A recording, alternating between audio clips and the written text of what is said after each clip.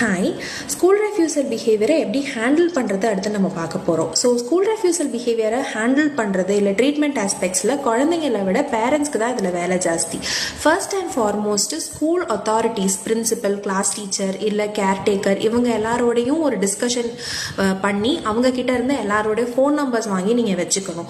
குழந்தை எந்தெந்த நாள் ஸ்கூலுக்கு போகுது, எந்தெந்த நாள் ஸ்கூலுக்கு போகலை, ஸ்கூலுக்கு போகிற அன்றைக்கி அதோட டிஸ்ட்ரெஸ் லெவல் எவ்வளோ இருக்குது, சாயந்தரம் அதோட டிஸ்ட்ரெஸ் லெவல் எவ்வளோ இருக்குது, ஸ்கூலுக்கு போகாத அன்றைக்கி அதோட டிஸ்ட்ரெஸ் லெவல் எவ்வளோ இருக்குது, அதோட டிஸ்ட்ரெஸ்ஸை நீங்கள் எப்படி ஐடென்டிஃபை பண்ணுறீங்க? பதட்டமாகுதா, குழந்தை அழுகுதா, இல்லை ஒரு ரூம்குள்ளே போய் பூட்டிக்குதா, ஒரு வயிற்று வலி தலைவலின்னு சொல்லுதா, இல்லை யார்கிட்டையாவது போய் அப்படியே இடுக்கி பிடிச்சிட்டு வரமாட்டேன், அம்மா கிட்ட போய் தொங்குறது, பாட்டிக்கிட்ட போய் தொங்குறது, இப்படி ஏதாவது பண்ணுதா, இதை எப்படி அது மேனிஃபெஸ்ட் ஆகுது? ஸோ ஒரு ப்ராப்ளமை அட்ரஸ் பண்ணுறதுக்கு அதோட சிவியரிட்டி நமக்கு தெரியணும். இதெல்லாம் பண்ணணும் ஒரு மாதத்துக்கு அப்படின்னா அதோட சிவியரிட்டியை நம்ம ஐடென்டிஃபை பண்ணலாம்.